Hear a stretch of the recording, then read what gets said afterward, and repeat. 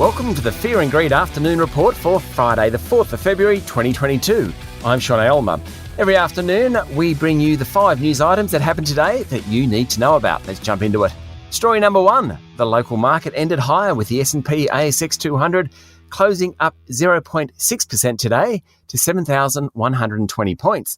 That's a gain of 2% for the week. Basically, the market started the week with plenty of negative sentiment around the place, but the prospect that interest rates won't rise anytime soon, more of that in a moment, boosted stocks in later sessions. Probably the standout stock for the week was Westpac, up 4.3% after reporting a rise in cash earnings, even though profit margins were squeezed.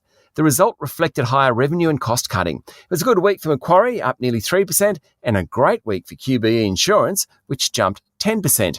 Rising oil prices, Brent crude pushed beyond $90 a barrel this morning, has helped the energy stocks, and Fortescue Metals was the best of the big miners.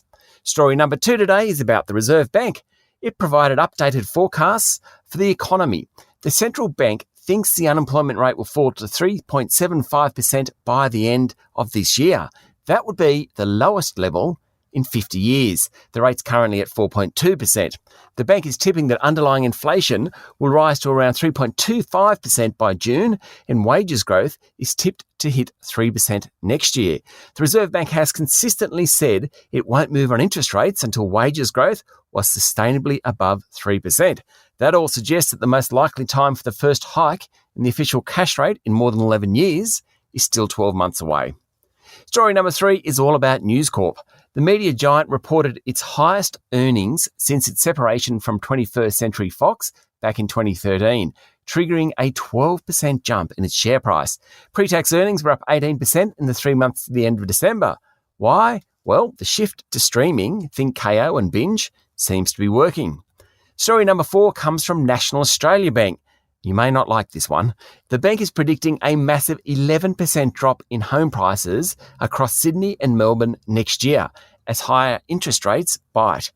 As one of the country's biggest home lenders, National Australia Bank knows what it's talking about. Its economists have revised their forecasts and expect flat prices for the residential property market this year before a big tumble in 2023.